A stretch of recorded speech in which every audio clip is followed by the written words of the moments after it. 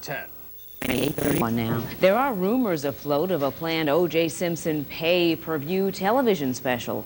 But even if Americans pay to hear O.J. speak, does that mean they also want to see him as a celebrity spokesman or movie star? Joining New York is Advertising Age reporter Michael Wilkie, who recently wrote about this topic.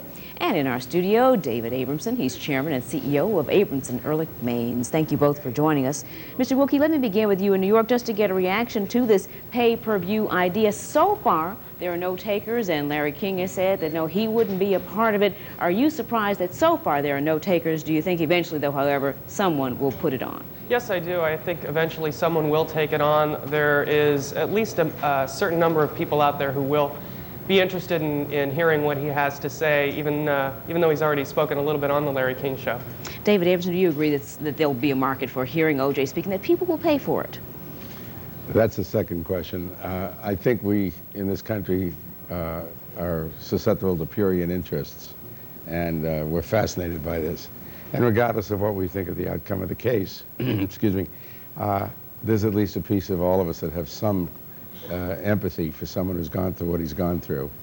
And none of us are sure what really happened, obviously. Let's get to the larger question on the table here. This is a man who, before the trial, made his living as a spokesperson largely for Hertz. He was a football commentator, gave most speeches. So, Mr. Wilkie, you did an article on this. You talked to a lot of people.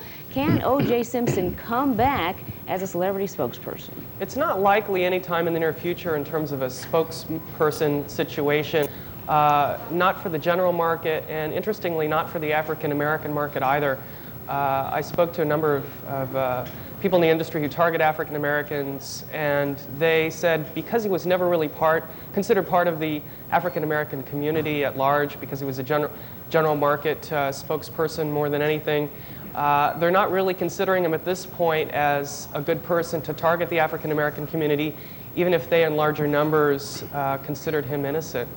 Do you agree just on that very point that there's probably not a role for him to target the African-American community, yes or no? That's correct. Yeah, let me do Mr. Abramson in the studio, that's okay.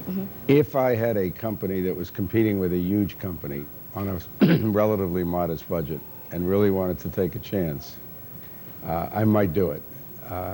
If they were spending $30 million and I was spending $5 million, I might take a chance. But it is wrought with danger, as Michael points out. And the interesting part is that I agree, he's not seen necessarily as the black person to have sympathy for the Afro-American. It's more that the system was fought. And that's what this is really about, not O.J. And O.J. never was a great talent to begin with. Yeah, in terms of, you're talking about his sports and things like that. Other than football. Yeah, on the field, yeah. What do you think? Do you agree that he was not considered a major sports commentator talent anyway, so it's unlikely that someone would take him on? Even though I guess one spokesperson for BET said they might think about it. What did they tell you exactly? Well, he said that he thought that Simpson hadn't lost his talent as a commentator, referencing his previous position at NBC. So he said that he would consider Simpson for such a position. They don't cover Major League sports at this point. They cover some college football games.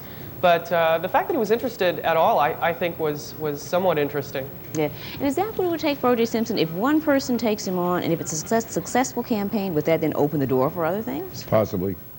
Possibly. Well, there are also these rumors this weekend, a report, we should say, not just a rumor, a report in this Dominican Republic newspaper, the same paper that broke the Michael Jackson, Lisa Marie Presley story and turned out to be accurate. Well, they talk about it from a cynical marketing standpoint. Would marriage, Mr. Wilkie, help his image if O.J. settles down? Oh goodness, I really don't know. Honestly, I don't think it'll help his image in terms of as an advertising spokesperson.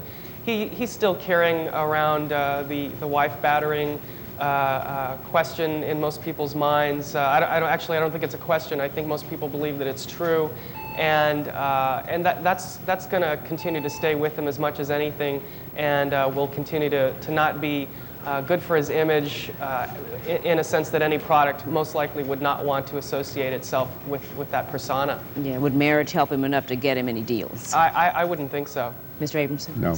No.